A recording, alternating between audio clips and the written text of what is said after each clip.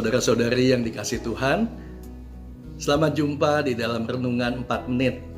Tema kita kali ini adalah hidup untuk melayani Tuhan.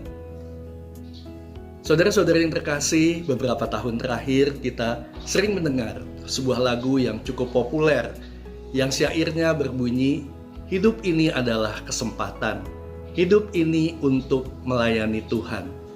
Apa yang dimaksud dengan hidup untuk melayani Tuhan?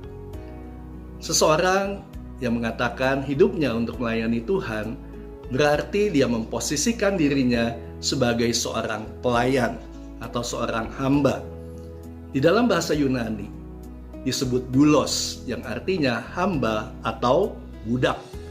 Seorang hamba atau seorang budak adalah seseorang yang hidupnya sudah dibayar lunas oleh tuannya, sehingga dia tidak mempunyai hak untuk dirinya sendiri. Dia tidak mempunyai hak untuk membantah apapun yang dikatakan oleh tuannya. Hidupnya sepenuhnya adalah untuk melayani tuannya. Saudara-saudari yang terkasih, kita pun adalah orang-orang yang sudah dibeli. Hidup kita sudah dibayar lunas oleh Tuhan kita Yesus Kristus di atas kayu salib. Hidup kita sudah dibayar dengan darahnya yang amat mahal.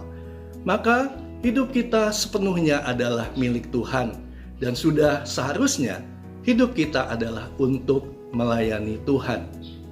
Seperti dikatakan oleh Rasul Petrus di dalam 1 Petrus 1 ayat 18 dan 19. Sebab kamu tahu bahwa kamu telah ditebus dari cara hidupmu yang sia-sia, yang kamu warisi dari nenek moyangmu itu, bukan dengan barang yang fana, bukan pula dengan perak atau emas, melainkan dengan darah yang mahal, yaitu darah Kristus yang sama seperti darah anak domba yang tak bernoda dan tak bercacat. Oleh karena itu, saudara-saudari yang terkasih, melayani Tuhan bukanlah suatu pilihan, melainkan suatu keharusan untuk kita lakukan. Masalahnya, banyak orang yang kurang mengerti bagaimana dia dapat melayani Tuhan.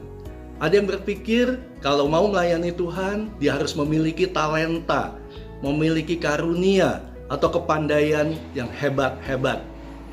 Saudara yang terkasih, kita tidak perlu khawatir dalam melayani Tuhan. Lakukanlah apa yang Tuhan kehendaki untuk Anda lakukan. Lakukanlah dengan penuh sukacita, karena ketika Anda dan saya dipercaya untuk melayani Tuhan, itu berarti Anda dan saya adalah orang-orang pilihannya.